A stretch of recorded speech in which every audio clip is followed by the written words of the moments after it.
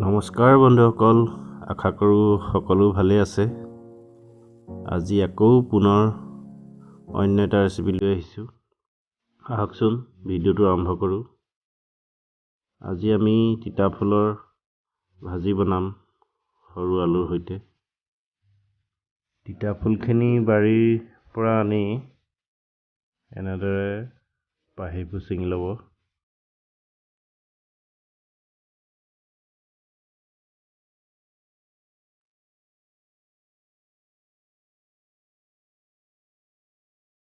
এই তিতা ফুল বানপানী হোৱা জেগাত নহয়, আকৌ বাম জেগাতহে পোৱা যায়।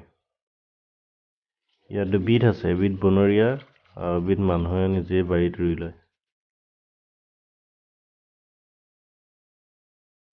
এনেকৈ ধুই ল'ব ছিঙাৰ পিছত, নহ'লে অনেক ধূলি মাকতি পৰি থাকে। বাহেক তিতা বুলি কয় ঠায়ে ঠায়ে, আমি তিতা ফুল বুলি কওঁ।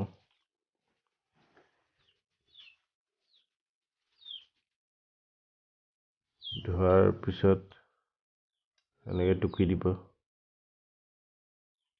পানীটো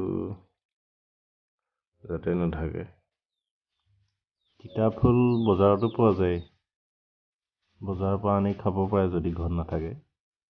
200 টকা কিলো। গুটি আলুটোৰ সৈতে ভাল লাগে, আৰু আজি ফুলটো অলপ কম, সেইকাৰণে আলুগুটিও কমকৈ দিয়া হৈছে। কিছুমানে খাৰ দি বনায়।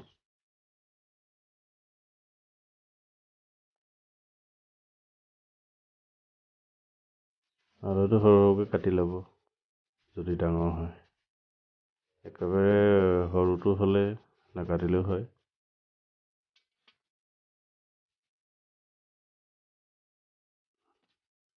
তিতা ফুলৰ উপকাৰী আছে অলপ।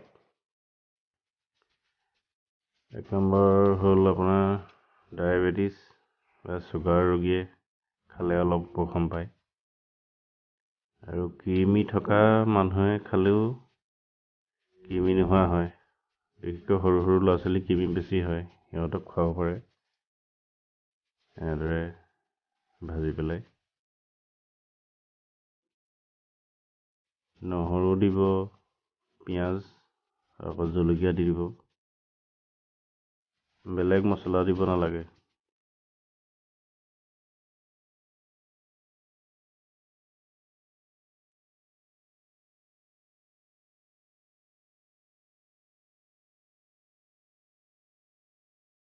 এনেকৈ পিঁয়াজখিনি ৰঙা পোৱাৰ পিছত আলুটো দি দিব।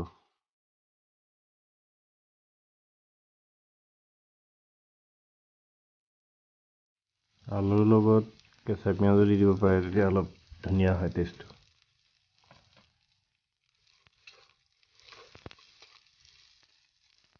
জোখ অনুপাতে নিমখ দিব, হালধি দিব। দেশী আলুগুটিটো অকণমান দেৰিকৈ সিজে, সেইকাৰণে অলপ ঢাকি দিব পাৰে। ঢাকি দিলে অলপ সোনকাল হয়। আলুখিনি অলপ সিজাৰ পিছত এতিয়া তিতা ফুলখিনি দি দিব।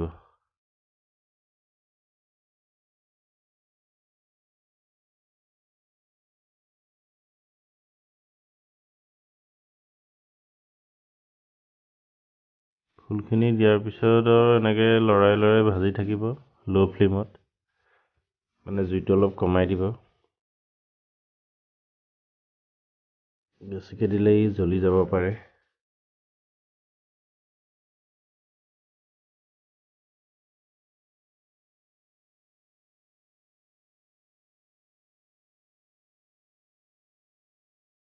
ইমানেই আৰু, এনেকেই বনাই খাবচোন আপোনালোকে। ভাল পালে কমেণ্ট কৰিব, ভিডিঅ'টো লাইক কৰিব, শ্বেয়াৰ কৰিব, আৰু মোৰ চেনেলটো ছাবস্ক্ৰাইব কৰিব। ময়ো নতুনকৈ আহিছোঁ ইউটিউবত, গতিকে কথাখিনি ক'ব নাজানিবও পাৰোঁ। ভুল হ'লে ক্ষমা কৰিব আপোনালোকে। আজিলৈ ইমানেই আছিল। ভিডিঅ'টো কেনে পালে জনাব আপোনালোকে। Thank U.